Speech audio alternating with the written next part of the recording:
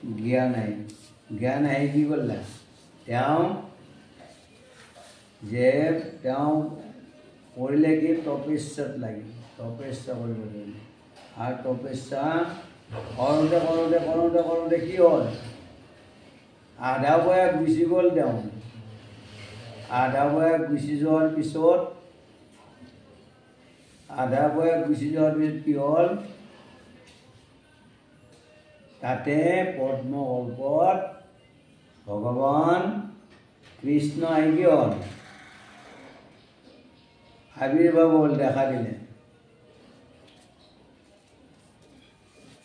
এইটো ব্ৰহ্মাৰ যিটো জন্ম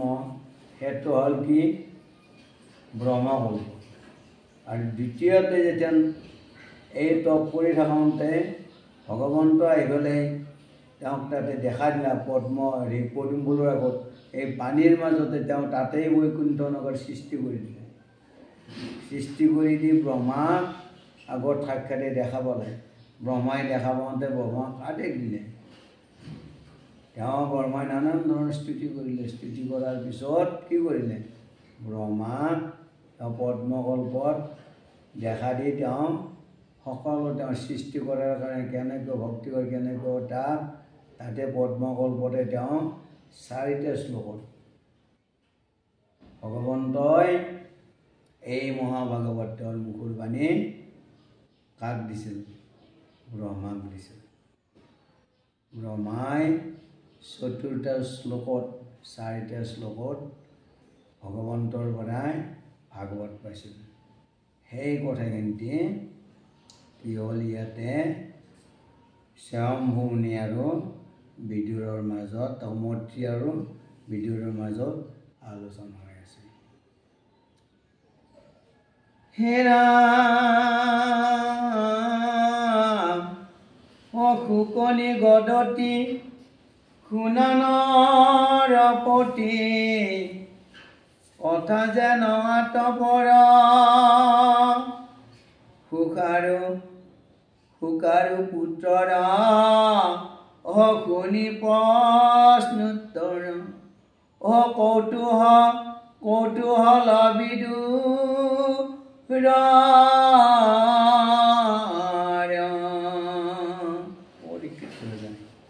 আপসি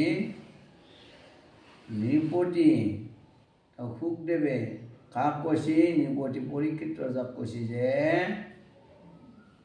শুনা হে নৃপতি হে নৃপবৰ শুনা যে সুকাৰু পুত্ৰ কোন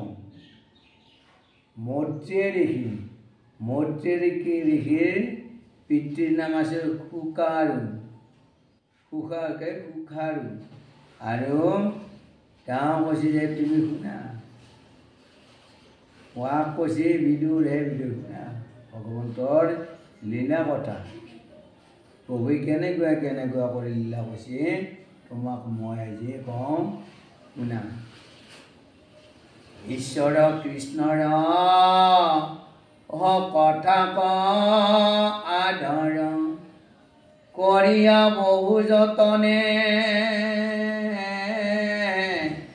অৱনত খাই উচিলা দুনাই বিদুৰ হৰিষ মনে অৱনত খাই নম্ৰভাৱে স্তুতি কৰি কাক কৈছে বিদুৰে পুনৰ কাক সুধছি যে মৈত্ৰী ঋষি পুনৰ সুধছি যে বিদুৰ পদতি শুনো সম্প্ৰতি এই কথা মুনিৰাজ এই কথাখিনি কি কোৱা বিদুৰে হৰিক মনে একান্তভাৱে এই মৈত্ৰী ঋষিৰ পৰা এই কথাখিনি বাণীখিনি শুনি পেলাই কি কৈছে বিদুৰ পদতি শুনো সম্প্ৰতি এই কথা মুনিৰাজ প্ৰিয় পত্নী পাই স্বয়ম্ভু মুনি হৰিলন্ত কোনো কাজ তেওঁ সুধছি মৈত্ৰী ঋষি যে হে মহামুনি মৈত্ৰীয়ে যে স্বয়ম্ভু মুনিয়ে কাক পালে সুকন্যা পালে ৰূপৱতী কন্যা পালে পাই পেলাই কেনেকৈ সংসাৰ কৰিলে তাকে কোৱাটো প্ৰিয় পত্নী পাই শাম্ভু মুনু হৰিলন্ত কোন কাজ কি কৰিলে তেওঁ কোন কাজ কৰিলে কেনেকুৱাকৈ কি কৰিলে তেওঁ এইখিনি শুনবাৰ কাৰণে মোৰ বিৰহ হেঁপা এই কথাখিনি মোক তুমি কি কৰা বুজাই কোৱা হে ৰাম পৰম বৈষ্ণৱ ব্ৰহ্মৰ তনয় কৃষ্ণৰ একান্ত দাস হয়তে কেতান চৰিত্ৰ শুনিবে মোহৰ মনে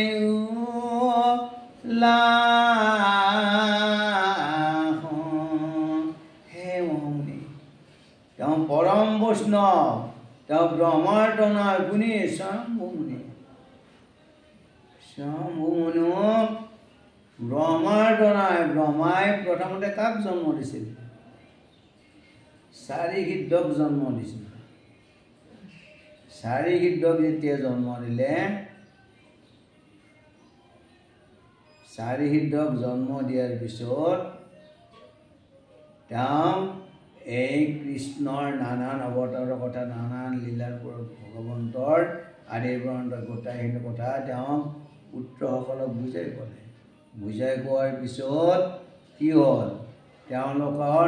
সংসাৰৰ প্ৰতি মমতা সংসাৰৰ মায়াৰ পৰা তেওঁলোকে মানে বাচি থাকিবৰ কাৰণে ঈশ্বৰৰ নাম গুণ লৈ ব্ৰহ্মাক কৈছে পিতৃ আমি সংসাৰ নকৰোঁ আমি ঈশ্বৰ সেৱা কৰিম ঈশ্বৰকে কৰিম সেইবুলি তেওঁলোকে গুচি গ'ল তেতিয়া কি ব্ৰহ্মাৰ খং উঠিল বিৰাট খং উঠিল খং উঠাৰ পিছত তেওঁ কি কৰিলে ক্ৰোধান্বিত হ'ল ক্ৰোধান্বিত হৈ তেওঁ এই ভ্ৰকুটি এই দুটা ভ্ৰকুটি এনেকৈ তেওঁ মোহৰি দিলে এই মোহৰি দিওঁতে কাৰ উৎপত্তি হ'ল মহাদেৱৰ ৰুদ্ৰৰ উৎপত্তি হ'ল নীলাবৰ্ণ কাই চকু তাম্ৰবৰ্ণ দেখলি মানে থুলন্তৰ দেহা দেখলি জগত মানে প্ৰলয় সৃষ্টি কৰে যেন লাগে এনেকুৱা দেখা পাই তেওঁ শিৱই জন্ম পাই কি কৈছিল ৰুদ্ৰই যে তেওঁ কাণ বাঢ়িছিল নানান ডাঙৰ কাণ বাঢ়িছিল যে মোক এতিয়া ঠাই দিয়া মোক ঠাই দিয়া এতিয়া ব্ৰহ্মাই কৈছিল কোনে কৈছা তোমাক ঠাই দিম এনেকৈ তেওঁ য'ত যেনেকৈ ঠাই দিব লাগে ঠাই দিলে আৰু তাৰপিছত কি কৰিলে তুমি এটা কাম কৰা যে তুমি সৃষ্টি কৰা যেতিয়া সৃষ্টি কৰিব দিলে তেতিয়াই ৰুদ্ৰই মহাদেৱে কি কৰিলা সৃষ্টিক গেলি আগুৱাই গ'ল আগুৱাই যাই তেওঁ কি কৰিলা নানান ধৰণৰ অদ্ভুত অদ্ভুত প্ৰাণীৰ সৃষ্টি কৰিব দিলে যিটো দেখি ভয় লাগি যায় আৰু পৃথিৱীখন যেন গিলি পেলাব চাৰিওপিনৰ পৰা মানে ধ্বংস লীলা চলি আহিব ব্ৰহ্মাই দেখিলেতো সৰ্বনাশ এইটো হ'লে পৃথিৱী নাথাকে জগত সংহৰণ হৈ যাব তেতিয়া মহাদেৱক ক'লা বাছা তুমি ৰ'বা তুমি এতিয়াই সৃষ্টি কৰিব নালাগে তুমি কি কৰা ঈশ্বৰ আৰাধনা কৰা তুমি তপ কৰা তেতিয়া মহাদেৱক তপ কৰিব দিলে ব্ৰহ্মাই এইটো হৈছে তেওঁৰ ব্ৰহ্মাৰ এই পদ্মকল্পৰ পিছত যিটো তেওঁৰ সৃষ্টি কৰিব এটা কল্প তাকে সেইখিনিকে তেওঁ কোনে মৈত্ৰীয়ে বিদুৰ আগত কৈ আছে হে ৰাম ও পৰম বৈষ্ণৱ ব্ৰহ্মৰ তনয় কৃষ্ণৰ একান্ত দাস এতেকে হেতান চৰিত্ৰ শুনিবে মোৰ মনে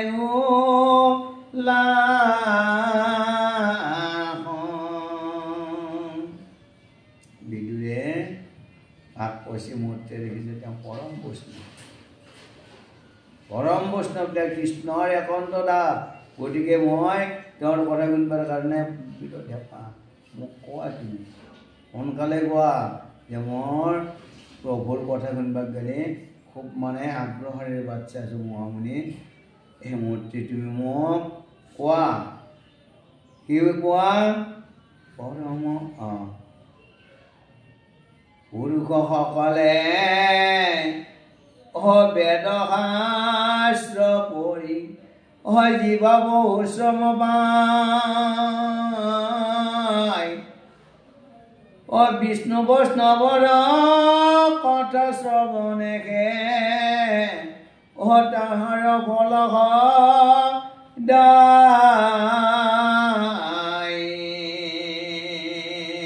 কৃষ্ণ পুৰুষসকলে বেদ শাস্ত্ৰ পঢ়ি জীৱা বহু শ্ৰম পায় পুৰুষসকলে এটাৰ পিছত এটা পুৰুষে শাস্ত্ৰ পঢ়ি আছে হেৰি কৰি আছে শ্ৰম কৰি আছে কিন্তু তাৰ পৰা কোনো ফল পোৱা নাই তাকে কৈছে বিষ্ণু বৈষ্ণৱৰ কথা শ্ৰৱণেহে তাহাৰ ফল সদায় যে বিষ্ণু ভগৱন্ত আৰু ভকতৰ যেন আলোচনা কৰা যায়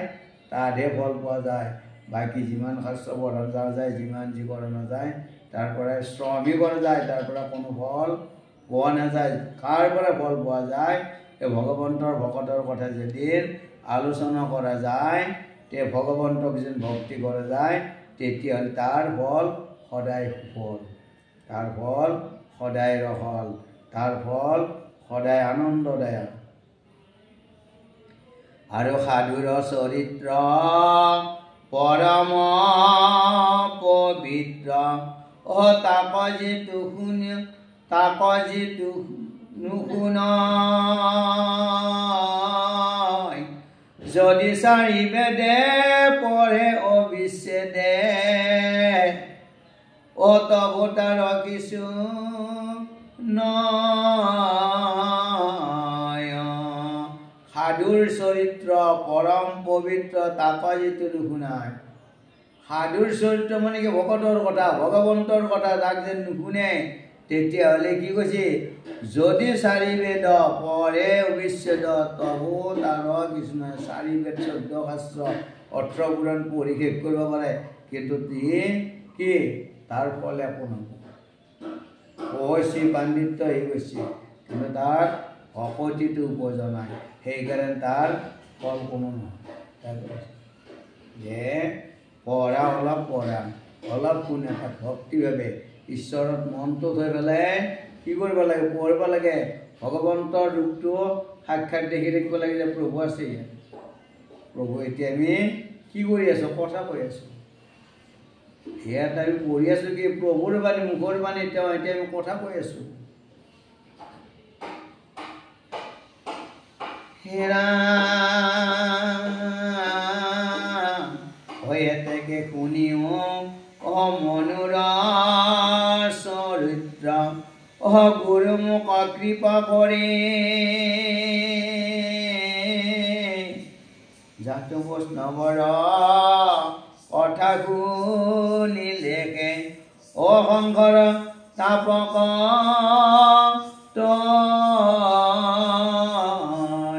হে গুৰু মোক তুমি কৃপা কৰা সেই মনুৰ চৰিত্ৰ মহাবৈষ্ণৱৰ কথা মোক তুমি শুন এই সংসাৰ তাপৰ পৰা কিজানি কি তৰি যাব পাৰোঁ মোহৰ জীৱন দেৱনাৰায়ণ ভগৱন্ত কৃপাময় তাহান ভক্তৰ ময়নুচৰ কহিল কৰিমি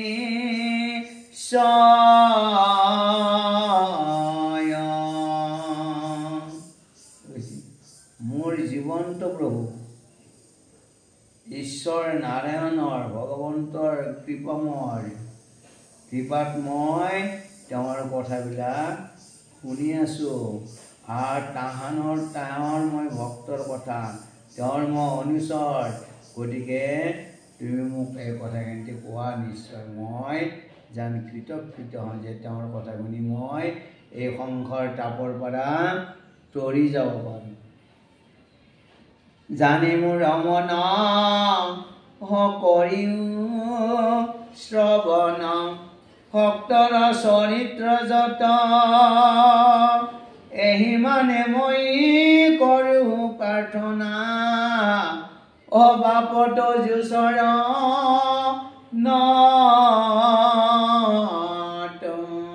এই মোৰ আশা এই মোৰ ভৰসা হে প্ৰভু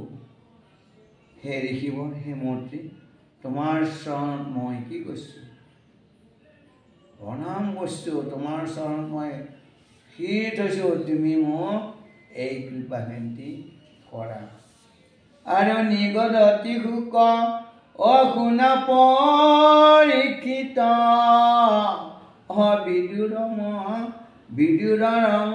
বিদুৰ মহাবিনীত এই বাণী বুলি অস্তম্ভীৰ হিলন্ত আনন্দে দ্ৰবিলা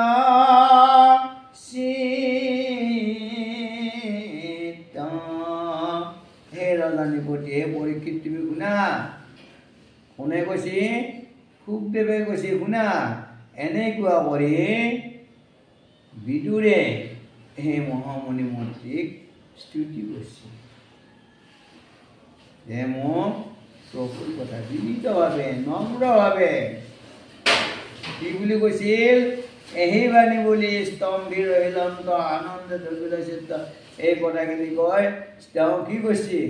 স্তম্ভী আছে আকৌ নামতা কৰি আছে আনন্দত প্ৰভুৰ দেখা পাই তেওঁৰ প্ৰভুৰ কথা শুনি তেওঁ আনন্দত মানে চিত্ত তৃপ্ত হৈ গৈছে তেওঁৰ চকুৰ পানী ওলাই গৈছে তেওঁ নামতি ৰহি আছে ভাগ্য কি কৰিব মই যাৰ গৃহে প্ৰভু যায় ৰাতুল চৰণ কলাত অন্ত মহাপ্ৰেমে যদু ৰায় তেওঁৰ ভাগ্যৰ কথা কি কম পৰীক্ষিত তোমাৰ পিতামহসকলৰ তোমাৰ ককাসকলৰ কথা মই কি ক'ম তোমাক যে ভগৱন্ত এই বিদুৰৰ গৃহত যায় প্ৰভু গৃহত যায় ৰাতুৰ চৰণ তেওঁৰ কোলাত থৈ কি কৈছে এই মহাপ্ৰেমে যদুৰাই বহি আছে এনেকুৱা ভগৱন্ত এনেকুৱা তেওঁ বিদুৰ ভকত আছিল এনেকুৱা মহন্ত আছিল যাৰ কোলাত প্ৰভুৱে ভৰি থৈ বহিছিল ক'ত বিদুৰৰ গৃহত দুৰ্যোধনে কি কৈছিল যে মোৰ তুমি সোণাৰ পালেঙত শুই থাকা তোমাক মই সকলো ধৰণৰ শুশ্ৰূষা কৰিম তেতিয়া ভগৱন্তই কৈছিল যে নালাগে মোৰ বিদুৰ মহাভকত মোৰ দাস বিদুৰ আছে মই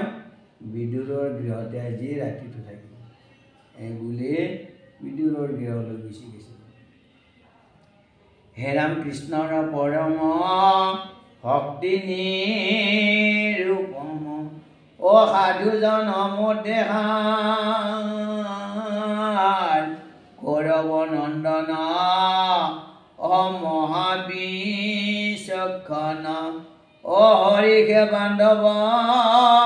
যাৰ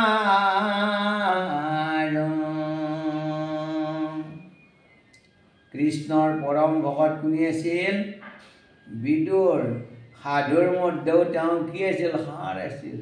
সকলোৰে ওপৰত আছিল তেওঁ কোনোদিন কি অনিয়ম কৰা নাছিল কোনোদিন ঈশ্বৰ সেৱা নকৰা কথা নাছিল কাকো তেওঁ কি বেয়া ভাৱত চোৱা নাছিল সকলো সমান ভাৱত চাইছিল কৌৰৱ নন্দন মহাবিচক্ষণ হৰিষে বান্ধৱ যাৰ তেওঁ মহাবিচক্ষণ কৌৰৱৰ নন্দন তেওঁ কৌৰৱ বংশত জন্ম কাৰণে কৌৰৱৰ নন্দন বুলি কৈছে যে কৌৰৱ নন্দন তেওঁ মহাবিচক্ষণ আৰু তেওঁ কোনে তেওঁ হৰিৰ ভকত তেওঁ হৰি তেওঁৰ বান্ধৱ অনবৰত থাকে তেওঁ হেনয় বিদুৰে কৃষ্ণৰ কথা কওঁ কহিবে যেবে বুলিলা মহাভাগৱত মত্ৰিয়ে ঋষিৰ পৰম প্ৰেম জন্মী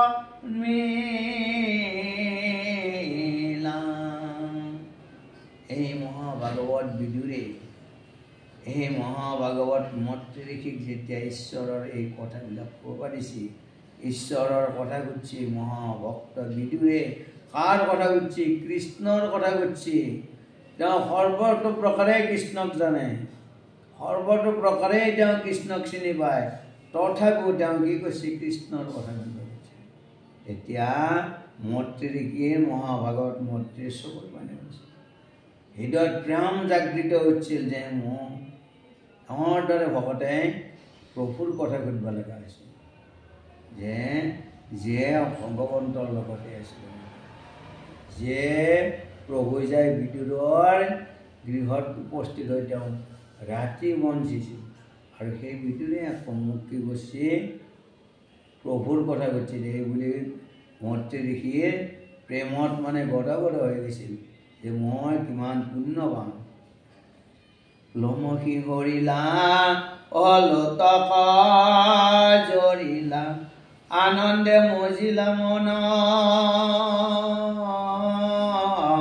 কৃষ্ণক চিন্তিয়া নিকবদ হৈয়া, হৈ আছিল অন্তকত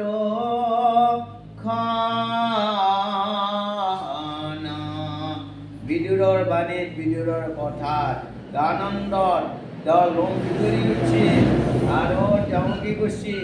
কৃষ্ণক চিন্তা কৰি, প্ৰভুক চিন্তা কৰি তেওঁ কি কৰিছে?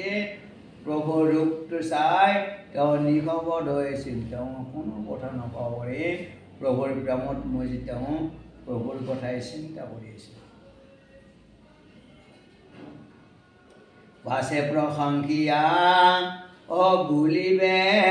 লাগিলা, সাধু সাধু পূৰ্ব আমাক পৰম কৰিলা দায়া, পুছিলা কথা কৃষ্ণ। মানুহক কথা ক'লে সদায় প্ৰশংসা কৰিব লাগে। বঢ়িয়া কাম কৰিছে দে, হ'ব দে, খুব ধুনীয়া হৈছে, এনেকুৱা কৰিব লাগে। আৰু কি কৈছিল? এই মৈত্ৰী ঋষিয়ে বিদুৰক প্ৰশংসা কৰিছে। কি বুলি প্ৰশংসা কৰিছে? সাধু সাধু তুমি, হে বিদুৰ তুমি মহাসাধু, তুমি মহাধাৰ্মিক, তুমি মহাসন্ত, তুমি মহামহন্ত। কি কৰিলা? আমাক পৰম কৰিলা দায়া, তুমি মোক পৰম দায়া কৰিলা। কি কাৰণত? পুছিলা কথা কৃষ্ণৰ, তুমি মোক কি কৰিলা? তুমি মোক দয়া কৰি কৃষ্ণৰ কথা সুধিলা, আৰু মই কৃষ্ণৰ কথা ক'ব পাৰিলে মোৰ পৰম ভাগ্যতে হ'ব, আৰু মই ভগৱন্তৰ কথা ক'ব পাৰিম, আৰু প্ৰভুৱে মোক প্ৰভুৰ কৃপাৰ কাৰণে তেওঁৰ মই কথা ক'ব পাৰিম। হে বিদুৰ, তুমি মোক আজি ধন্য কৰিলা, তুমি পৰম সাধু, তোমাৰ দ্বাৰাই এইবিলাক কথা হয়, বাকীবিলাকৰ দ্বাৰাই নহয়। এইবুলি মৈত্ৰী ঋষিয়ে বিদুৰক প্ৰশংসা কৰিছিল। আবে শুনাবা মনুৰ চৰিত্ৰ, কৃষ্ণৰ লীলা সহিত, জানমতে মনু প্ৰজা সজিলন্ত, মাধৱ কদিয়া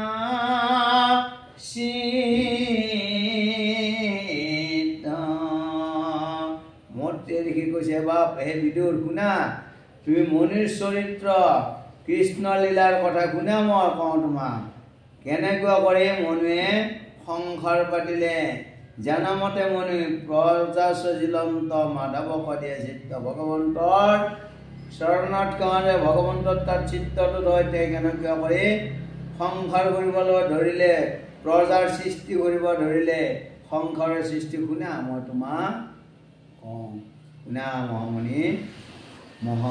মহামহন্ত বিদুৰ শুনা। এ ভাজা সমিলিতে স্বয়ম্ভূ মনু, যিকালত জাত ভৈলা, নমস্কাৰ কৰি কৰজৰে ধৰি, ব্ৰহ্মাক বুলিবে লয়লা। অলপ আগতে মই কৈ দিছোঁ, স্বয়ম্ভূ মুনিক কেনেকুৱা কৰি সংসাৰ কৰিব পাৰিছিল আৰু এই পিতৃৰ বাক্যমতে ভগৱন্তৰ চিত্ৰ দি তেওঁ সংসাৰ কৰিবৰ কাৰণে আগুৱাই গৈছে কি নমস্কাৰ কৰি কৰজোৰে ধৰি ব্ৰহ্মক বুলি পেলাইলা ব্ৰহ্মা তেওঁৰ পিতৃক মোৰ স্বয়ম্ভুৱে খবৰ হৈছে কি বুলি হেৰাম শুনিও পিতৃ সমস্ত প্ৰাণীক তুমি আকাশৰে স্ৰজা পোষণ কৰা এতেকে নিশ্চয় আমি সবে তজ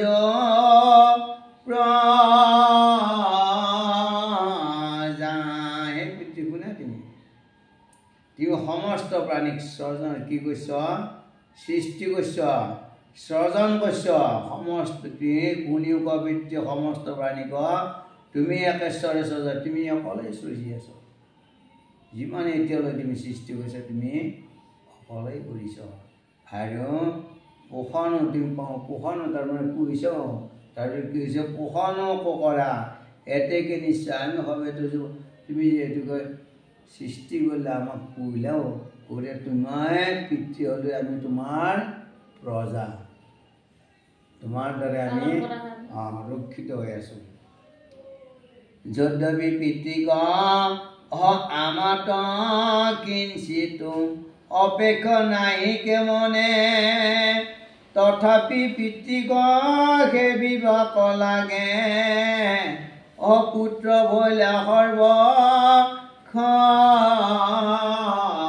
ভাগৱতত কি নাই কয় ভাগৱতে কি কোৱা নাই মানুহে ভাগৱত ভালকৈ নুশুনে আৰু ভাগৱতৰ কি এতিয়া ভগৱদেৱে আমি বাদ দি জ্ঞান চাব এতিয়া ইয়াতে কি কৈ গ'ল যে যদ্যপি পিতৃক আমাত কিঞ্চিত অপেক্ষা নাহিকে মনে তথাপি পিতৃক সেবিবাক লাগে পুত্ৰ ভৈলে সৰ্বক্ষণে যে তুমি যদিও তুমি আমাক সৃষ্টি কৰিছ যে তোমাক কি আমাত কিঞ্চিত অপেক্ষা নাহিকে মনে তোমাৰ যেন আমাৰ প্ৰতি তোমাৰ অপেক্ষা নাই যদিও কিন্তু তথাপিতো কি কৰিব লাগে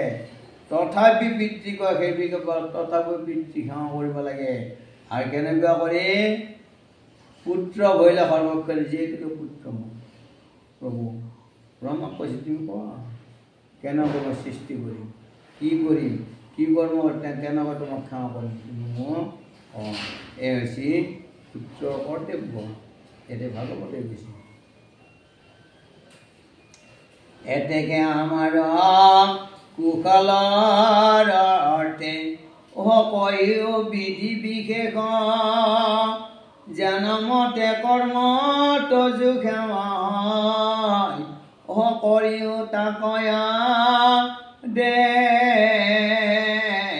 কেনেকৈ কুশল হয় হে বিধি হে পিতা তুমি কোৱা জগতৰ কুশল কেনেকৈ হয় কি কৰ্ম কৰিব লাগে কেনেকৈ সেৱা কৰিব লাগে তুমি মোক আদেশ কৰা সেই হিচাপে মই এই সৃষ্টি কৰিবৰ কাৰণে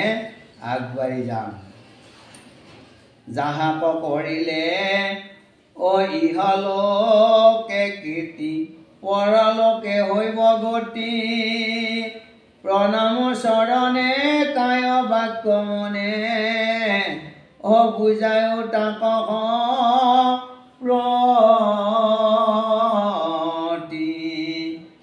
কি কৈছি